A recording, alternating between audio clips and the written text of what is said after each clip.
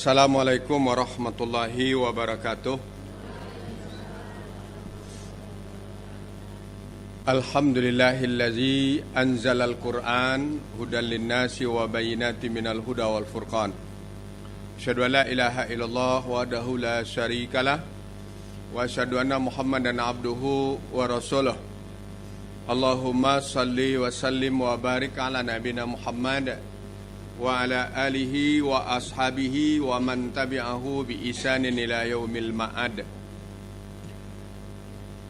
Faqad qala Allah Ta'ala fil Qur'anil Karim, a'udzu billahi minasy syaithanir rajim. Bismillahirrahmanirrahim. Wan najmi idza hawa ma dhalla sahibukum wa ma ghawa wa ma yantiqu anil hawa in huwa illa wahyu yuha allamahu sadidul quwa zu mirratin fastawa wa huwa bil ufuqil a'la summa dana fatadalla fakana qaba qausaini aw adna fa auha ila 'abdihi ma auha ma kadzabal fuadu ma ra'a afatumarunahu ala ma yara walaqad ra'ahu nazlatan ukhra inda sidratil muntaha indaha jannatul ma'wa. Bapak-bapak dan ibu-ibu jamaah pengajian pagi sore rahimakumullah. Pertama, tentu kita tetap banyak bersyukur dan memuji kepada Allah Subhanahu wa taala. Alhamdulillah kembali kita hadir ke majelis taklim kita ini sebagaimana biasa setiap Ahad pagi ini. Kepada Nabi kita Muhammad sallallahu alaihi wasallam, mari kita selalu memperbanyak selawat dan salam. Bismillahirrahmanirrahim. Wan najmi iza hawa. Demi bintang apabila sudah terbenam. Ya. Wa ma dhalla sahibukum wa ma ghawa. Kawanmu Muhammad sallallahu alaihi wasallam tidaklah sesat dan tidak pula keliru. Wa ma yantiqu anil hawa, dan dia tidaklah mengucapkan sesuatu berdasarkan hawa nafsu. In huwa illa wahyu yuha. Tidak lain Al-Quran itu adalah wahyu yang diwahyukan kepadanya. Allamahu sadidul quwa, yang diajarkan kepadanya oleh Jibril yang sangat kuat. Zumirratin fastawa, yang mempunyai keteguhan. Maka Jibril itu menampakkan diri dengan rupa yang asli. Wahwa bil ufuqil a'la, sedang dia berada di ufuk yang tinggi. Summa dana, kemudian dia mendekat kepada Nabi Muhammad sallallahu alaihi wasallam, fakana qaba qausaini au adna, sehingga jaraknya sekitar 2 busur panah atau lebih dekat lagi. Fa auha ila 'abdihi ma auha, maka diberikanlah wahyu kepadanya apa yang disampaikan kepada hambanya Muhammad yang telah diwahyukan Allah. Maka zabal fuadu ma ra'a, hatinya tidaklah mendustakan apa yang telah dilihatnya. Afatumarunahu ala ma yara, apakah kamu wahai kaum musyrik Mekah hendak membantahnya tentang apa yang dilihatnya itu, yaitu malaikat Jibril alaihi salam. Walaqad ra'ahu nazlatan ukhra inda sidratil muntaha, dan sungguh dia Muhammad telah melihatnya dalam rupa yang waktu yang lain, yaitunya di Sidratul Muntaha. Indaha jannatul ma'wa, di dekatnya ada surga tempat tinggal. Iz yaghsha sidrata ma yaghsha, Muhammad melihat ketika Sidratul Muntaha diliputi oleh sesuatu yang meliputi. Ma zaghal basaru wa ma tagha, maka tidaklah penglihatan Muhammad itu menyimpang dari apa yang dilihatnya, dan dia pula tidak melampauinya. Walaqad ra'ahu min ayati rabbihil kubra, sungguh dia telah melihat dari tanda-tanda kebesaran Tuhannya yang sangat besar. Itulah terjemahan ayat, memang agak panjang ibu-ibu sekalian. saya ambil ayat ini karena keterkaitannya apa yang kita bicarakan. Di samping ini masalah pemantapan akidah kita kepada Allah Subhanahu wa taala dan juga kepada Al-Qur'an dan kepada Nabi kita Muhammad sallallahu alaihi wasallam, juga terkait peristiwa Mi'rajnya Nabi kita Muhammad sallallahu alaihi wasallam. Jadi bukan secara khusus kita bicarakan masalah Isra atau Mi'raj. Ini ayatnya hanya keterkaitan masalah Mi'raj, tapi lebih intinya di sini bukan itu. Kita tafsir ayat Al-Qur'an yang di dalam tafsir ini akan kita dapatkan. Kalau saya simpulkan, yang pertama adalah pemantapan keyakinan atau akidah kita kepada Allah. Kemudian kemantapan keyakinan kita kepada iman kita kepada malaikat. Keyakinan kita kepada iman kita kepada Rasul, terkhusus Nabi kita Muhammad sallallahu alaihi wasallam. Kemudian hal-hal yang berkaitan dengan strategi dakwah Nabi menghadapi tantangan berat. Yang kelimanya adalah masalah Isra Mi'rajnya Nabi kita Muhammad sallallahu alaihi wasallam. Jadi tentu ini sangat panjang, tidak mungkin dalam waktu yang sangat terbatas ini akan mencakup semuanya apa yang ada dalam ayat ini untuk kita bicarakan. Ini sesuai dengan keterbatasan waktu kita saja dulu. Pertama dulu, surat ini bernama surat An-Najm. Surat An-Najmi. Suratun Najmi. An-Najm itu artinya bintang. Jadi apa? Jamaknya An-Nujum. Dan itu Bapak sekalian, di saat kita berbicara dengan bintang sangat erat keterkaitannya juga kehidupan kita sebagai umat manusia di dunia ini. Kenapa? Tidak ada di antara kita yang tidak ada kaitannya dengan masalah melihat bintang, kan? Coba lihat ibu-ibu sekalian, kalau kita terbangun tengah malam, kita pandang ke atas, apa yang terlihat? Gemerlapan apa? Cahaya bintang, An-Nujum. Malah dengan bahasa-bahasa yang banyak Allah mengungkapkan bintang itu di dalam Al-Quran. Bukan saja dengan An-Najm, bukan saja dengan At-Tariq, banyak lagi istilah-istilah lain yang berkaitan dengan bintang. Jadi kalau di sini sengaja satu kali Allah bersumpah dengan wan najmi iza hawa, demi bintang apabila sudah terbenam. Apakah bintang itu terbenam? Ya. Untuk diketahui ibu-ibu dan bapak sekalian, kalau kita berada pada planet lain, sekarang kita berada di mana? Di bumi, ya. Kalau kita berada di planet lain, letakkan dari planet bulan, maka kita akan melihat bumi ini juga satu bintang. Ya. Kita pindah lagi ke planet lain, bulan dan bumi juga akan kita lihat satu bintang. Jadi kalau begitu apa? Sampai sekarang yang tidak ada ilmu manusia adalah berapa jumlah bintang di langit. Ada para mahasiswi ini. Berapa ribu bintang di langit? Atau berapa ratus ribu? Wallahu a'lam.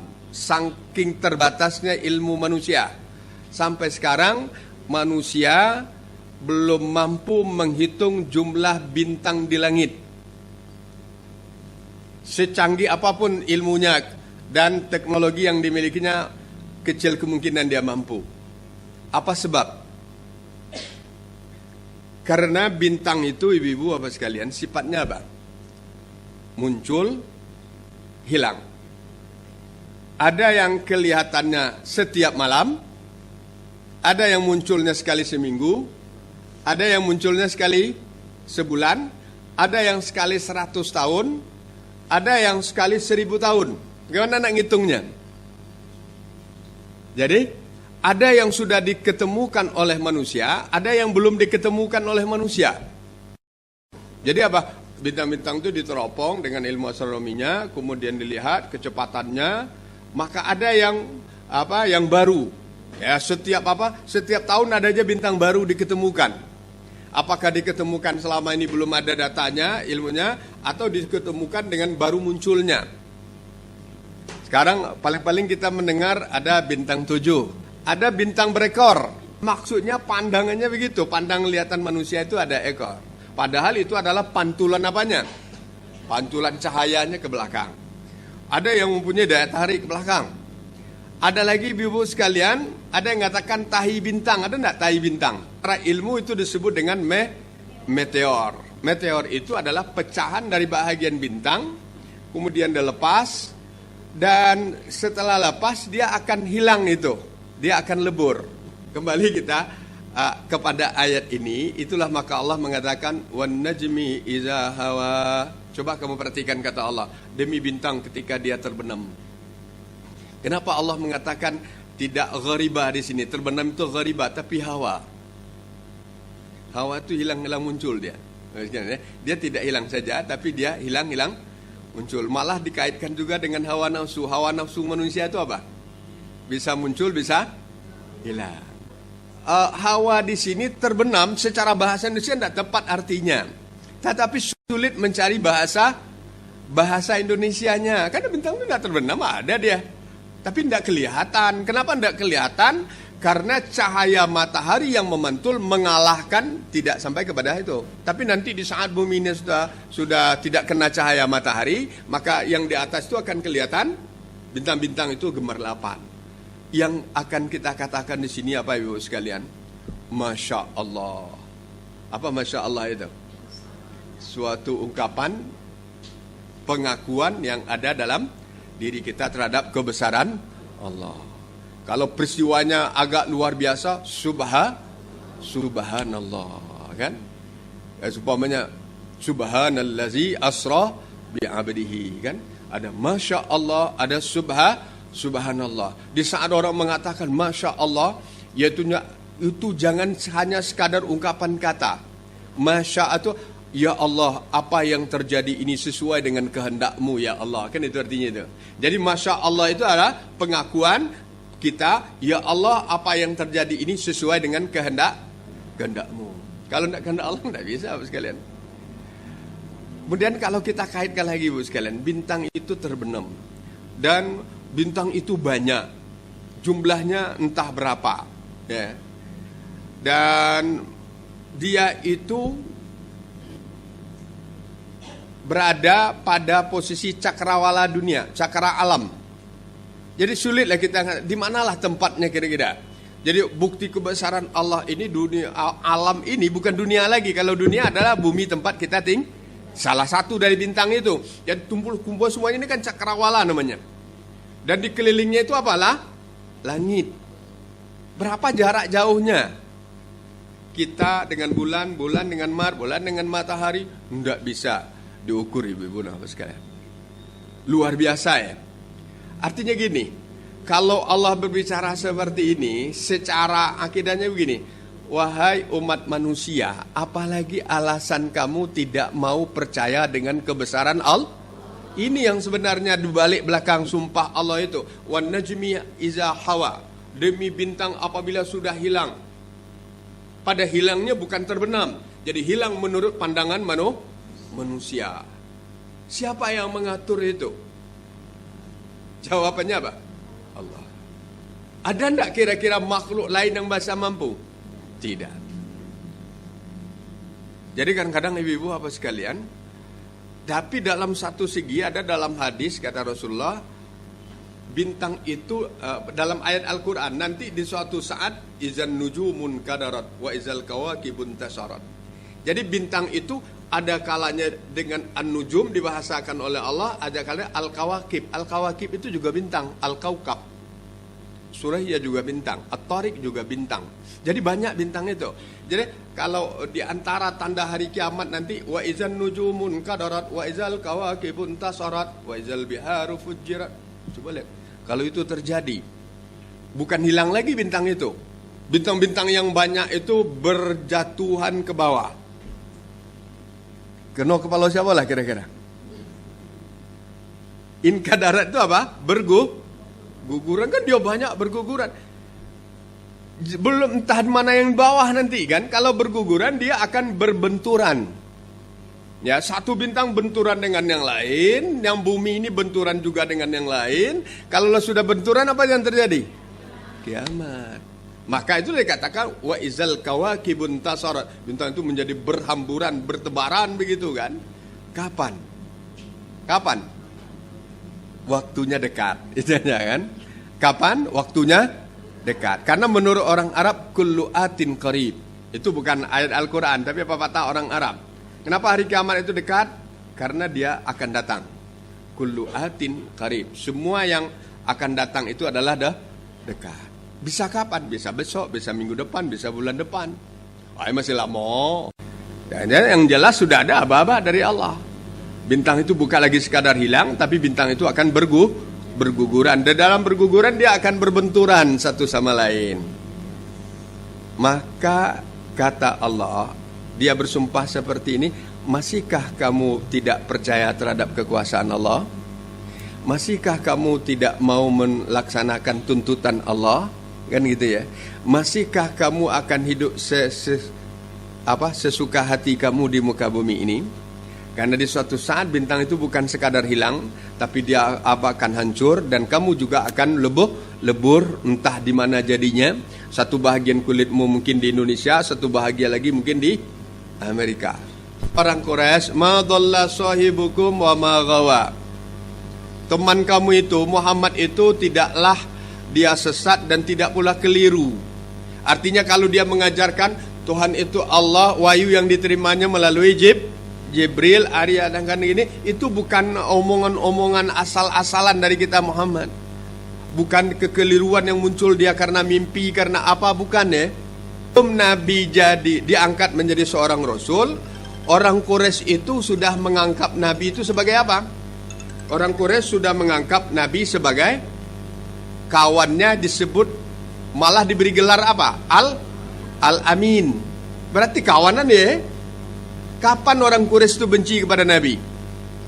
Setelah Nabi mengajarkan Islam. Setelah Nabi mengajarkan Islam baru dikatakan. Maka dibantah oleh Allah, ma dhalla sahibukum wa ma ghawa. Hai orang Quraisy, Muhammad itu tidak sesat, Muhammad itu tidak keliru. Apa yang disampaikannya itu benar, adalah wahyu dari Allah. Maka itu ayat yang sesudahnya gini Ibu sekalian. Nah, maka ayat itu wa ma yantiqu anil hawa in huwa illa wahyu yuha. Coba ini kita perhatikan sekalian ya. Ini adalah suatu bantahan kita terhadap orang-orang yang tidak meyakini Al-Quran itu adalah firman Allah. Wa ma yantiqu anil hawa. Dan tidaklah yang diucapkan ini atau Al-Quran yang disampaikan oleh Nabi Muhammad itu menurut mereka bukanlah bukanlah berdasarkan keinginan hawa nafsunya. Tetapi apa? Dikatakan in huwa, tetapi dia adalah wahyu dari Allah yang diberi wahyukan kepada Nabi kita Muhammad SAW. Jadi Al-Quran, Al-Quran dari surat apa? Al-Fatihah sampai surat An-Nas. Itu karangan siapa? Coba karangan siapa Ibu? Tidak ada yang ngarang itu. Kalau buku baru ada siapa? Buku dikarang oleh oleh siapa yang mengarangnya. Tapi kalau Al-Quran dia bukan karangan, tapi dia kalamullah. Kalamullah itu apa? Firman Allah. Firman Allah yang dikumpulkan berbentuk Al-Quran, disampaikan kepada Nabi, tapi melalui apa? Melalui malaikat Jibril. Jadi tidak ada sedikit pun. Apakah dipikirkan Nabi tidak bunyi bahasa Al-Quran? Tidak. Tidak ada dipikirkan Nabi. Ditambah enggak? Enggak. Diperbaiki enggak bahasanya? Enggak. Jadi apa yang diwahyukan itulah yang disampaikannya. Karena itu firman Allah. Maka dikatakan wa ma yantiqu anil hawa in huwa ila wahyu yuha. Itu Al-Quran bukanlah ungkapan berdasarkan kehendak hawa nafsu Nabi Muhammad, tetapi adalah wahyu yang diberikan oleh Allah. Kenapa dikatakan begitu? Karena orang-orang Quraisy itu mengatakan Muhammad ini ngawur. Apa ngawur Bu sekalian? Atau dalam satu segi dia kata Muhammad ini mendongeng. Kalau mendongengnya itu apa? Membaca cerita-cerita lama. Qalu asatirul awwalin. Ini kan apa? Muhammad itu membaca Al-Quran itu hanya sekadar dongeng-dongeng lama yang diceritakan kembali. Seperti apa? Seorang ibu mengajar anaknya agar jangan durhaka. Dia mendongeng-dongeng siapa? Si Sampuraga. Kalau ndak sesampuraga, si malin kundang. Siapa sesampuraga? Anak durhaka. Siapa malin kundang? Itu asatirul awwalin. Dongeng itu Bu sekalian. Istilah bahasa sastra Indonesianya itu disebut legenda. Legenda itu cerita ndak ada. Cuma cara orang lama untuk mengajar anaknya itu untuk tidak seperti itu. Timbullah cerita-cerita itu. Kalau di Sumatera Barat malin kundang, di daerah kita di Jawa, setiap daerah ada cerita yang model itu. Kemudian dicari-cari alasan di pantai di Padang itu. Oh, di mana namanya Bu? Nih tahu ya. Itu ada batu. Batu itu bentuknya siapa Pak? Seperti kapal. Kemudian ditambah-tambah sedikit ada tali-talinya ya. Jadi dianggap itu betul-betul jadi apa? Meyakinkan kan? Kalau itu asatirul awalin ya. Benar itu adalah cerita dongeng. Karena secara ilmiah tidak bisa dibuktikan itu. Tidak bisa dibuktikan secara ilmiah walaupun bagaimana. Ya. Kenapa? Karena hidupan di atas dunia ini hukumnya kausalitas. Kausalitas itu ada sebab, ada akibat. Kehidupan ini sunnatullah ya. Karena belum ada cerita kalau begitu melebihi dari cerita-cerita yang lain ya. Yang ada itu cerita kalau menjadi mukjizat Nabi baru. Laut terbelah dengan tongkat itu jelas kan? Tapi tidak ada buktinya sekarang ya. Kalau begitu alangkah bagusnya pula Ibu semalin kundang ya. Doanya seperti itu. Tapi itu untuk pelajaran bagi orang-orang terdahulu. Jadi kembalikan, berbeda dengan Al-Quran. Al-Quran itu diwahyukan oleh Allah kepada Nabi melalui Jibril. Apa yang diterima oleh Nabi dihafalkannya. Dia Dia paham, tidak paham, pokoknya dihafalkannya. Kemudian disampaikannya kepada yang lain. Dia tidak menambah, dia tidak mengurangi. Contoh dia tidak nambah dan mengurangi. Tidak tahu artinya dibacakannya juga. Alif Lam Mim Zalikal kitabul la raiba fihi hudal lil muttaqin. Dicari dalam kamus bahasa Arab tidak akan ketemu arti alif lam mim. Tidak ada. Paling-paling orang menghubungkan huruf alif, huruf lam, huruf mim. Tapi dia satu Satu ayat. Kenapa oleh Nabi kalau dia sekarang dibuang aja, langsung aja baca Zalikal kitabul la. Tidak, Nabi tidak mau mengurangi. Karena Nabi tidak berbuat dengan keinginannya. Itu artinya kan, wa ma yantiqu anil hawa, Nabi tidak mau berbuat dengan keinginannya. Tapi kalau itu wahyu dari Al-Qur'an, dari firman Allah, apa yang ada itu yang disampaikannya, tidak berdasarkan keinginan. Nun. Nah, satu ayat nun aja. Apa artinya nun gitu ya Pak? Ada enggak artinya itu? Satu huruf itu aja. Nun. Nah, sudah ayat kedua, wal qalami wama yasturun. Kenapa dibuang aja nun kemudian langsung wal qalami wama yasturun? Nabi enggak mau. Kenapa? Wahyunya bunyinya begitu. Tapi rupanya rahasianya luar biasa. Maka di dalam mengartikan Nabi paling mengatakan itu artinya Allah yang lebih tahu maknanya. Jadi ini adalah dalam rangka keyakinan kita keaslian Al-Quran ya. Bahwa Al-Quran itu betul-betul firman Allah, tidak bahasa manusia. Tidak bahasa manusia. Jadi kalau tidak bahasa manusia, bahasa siapa? Bahasa Allah. Itu sebabnya karena dia bahasa Allah, kalau kita membacanya setiap huruf diganti dengan apa? 10 paha. Belum lagi nilai yang lain. Kalau buku karangan yang lain tidak dapat seperti itu. Karena dia bahasa manusia ya. Kemudian yang istimewanya lagi karena dia bahasa Allah, Allah menjaganya. Wa inna nahnu nazzalna dzikra wa inna lahu lahafizun. Kami turunkan ini dan sebagai peringatan Al-Qur'an itu bagi kehidupan orang kami pelihara. Bagaimana kami pelihara? Kalau dibaca, kalau dihafal, bisa orang menghafalnya. Kalau dulu di saat kita bercerita Imam Syafi'i umur 7 tahun sudah hafal Al-Quran, orang masih terbengong-bengong ya. Mungkinkah? Jangankan 7 tahun bisa menghafal Al-Quran, baca Al-Quran belum loh. Terus gitu zaman dulu. Tapi Luar biasa, memang itu bukan di zaman Imam Syafi'i saja, di zaman sekarang aja, bukan saja orang Arab, malah orang Indonesia. Siapa namanya anak yang apa? Musa. Musa apa? Musa anak Bangka yang umurnya 4 tahun sudah hafal sekian juz, umur 7 tahun hafal 30. Ada enggak anak ibu-ibu umur cucung ibu-ibu umur 7 tahun hafal surah Al-Fatihah? Al-Fatihah mungkin ya. Ini hafal Al-Quran. Berapa halaman? 500 lebih. Ya, 570-an halaman lah gitu ya. Hafal luar kepala. Bahasanya tidak perlu bahasa kita. Bahasa apa? Hafal. Kenapa anak bertahun bisa? Kalau kita kaitkan, ada ndak kitab suci agama lain yang bisa dihafal seperti itu? Tidak ada. Kenapa itu bisa hafal? Karena Allah menjaganya, gitu ya. Maka itulah mukjizatnya Al-Quran. Tinggal lagi kita mau atau ndaknya kan? Mau atau ndak. Padahal di saat baca ayat Al-Quran itu ada yang bunyinya bersamaan kan? Awal-awalnya beda, di akhirnya sama. Tapi di saat dicoba dia tidak apa? Dia tidak keliru.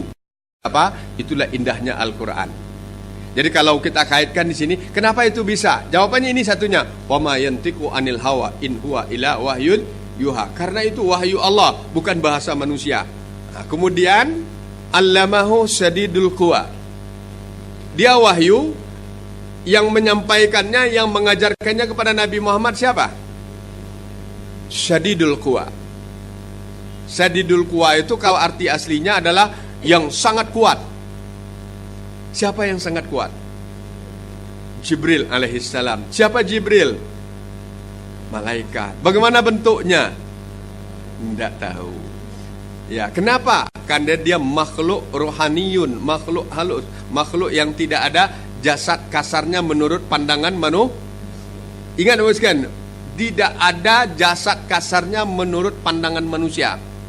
Tetapi yang sebenarnya Jibril itu ada jasad kasarnya, tapi tidak bisa dipandang oleh manusia kecuali dikehendaki oleh Allah. Jadi bukan, dia memang tidak bisa dilihat, tapi dikehendaki oleh Allah. Apa buktinya? Nabi kita Muhammad SAW tiap sebentar berhubungan dengan Jibril. Tiap sebentar setelah dia jadi Nabi. Kadang sekali sehari, kadang 2 kali sehari, kadang sekali seminggu, setiap turun wahyu. Tapi itu tidak hanya dengan suara, lonceng bunyinya begitu kan. Tetapi dia pernah melihat Jibril secara asli 2 kali. Ya. Kenapa dia pernah melihat 2 kali? Yang pertama adalah wahwa bil ufukil a'la.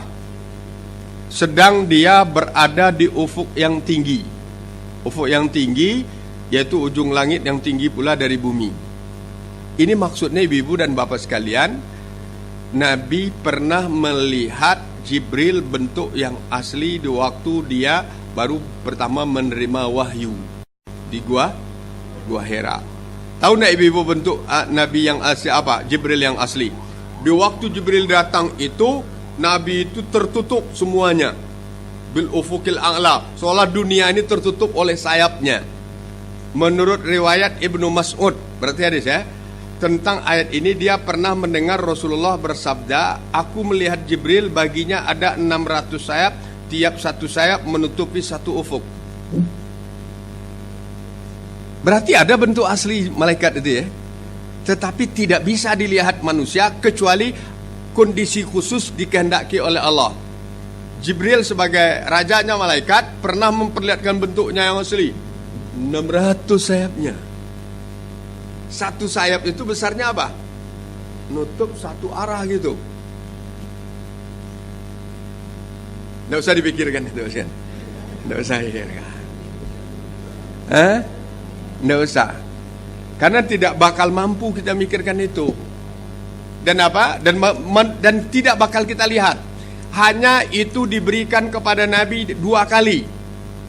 Nabi pernah diperlihatkan oleh Allah Jibril secara asli. Pertama bil ufukil a'la, yang kedua inda sidratil muntaha.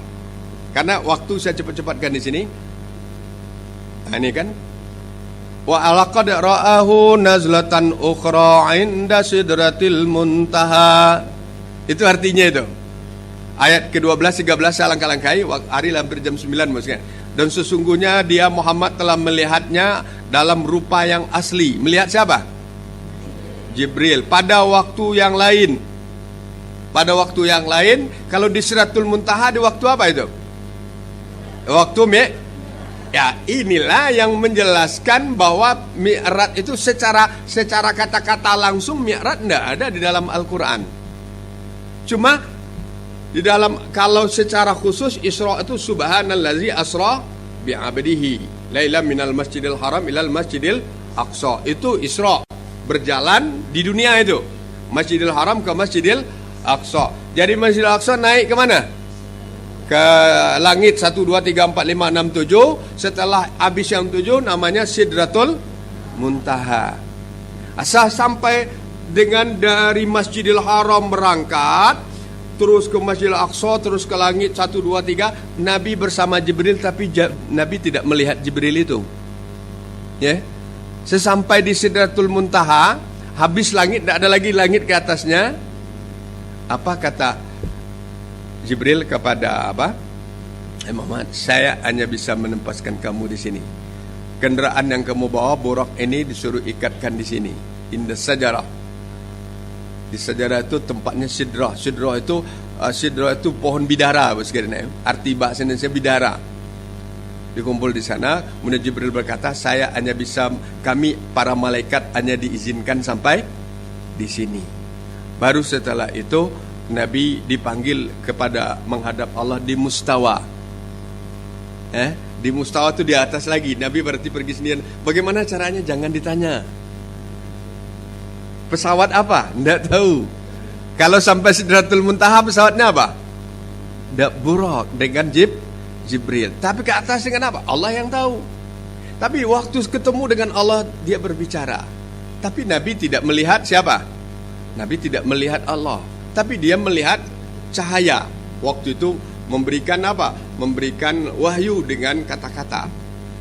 Jadi saya katakan ibu sekalian, di waktu sampai di Sidratul Muntaha itu kembali Jibril memperlihatkan. Saya jelaskan Sidratul Muntaha nih. Sidratul Muntaha adalah pohon bidara yang sangat besar di atas langit ketujuh, yang telah dikunjungi oleh Nabi SAW ketika Mi'raj.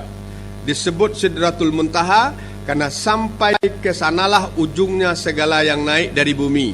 Arahnya yang lebih mantap di sini adalah pemantapan keyakinan kita. Kebesaran Allah, kekuasaan Allah, di dalamnya berbagai macam perkara. Memang kalau di saat orang tidak bicarakan masalah Isra Mi'raj itu tidak akan pernah habis. Luar biasa nilai-nilainya. Walaupun kadang-kadang ada yang terlalu memperingkas bahwa Isra Mi'raj itu adalah sholat.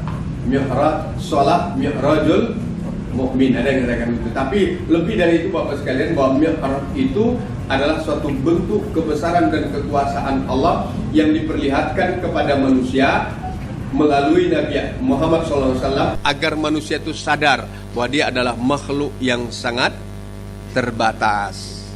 Allah makhluk yang Allah ada Al-Khaliq yang maha berkuasa. Saya mohon maaf, yang jelas ngaji ini tidak pernah akan selesai dan tidak pernah akan sudah. Marilah kita tetap hadir di dalam majelis-majelis yang kita cinta ini. Mohon maaf. Nasrun minallah wa fathun qarib. Assalamualaikum warahmatullahi wabarakatuh.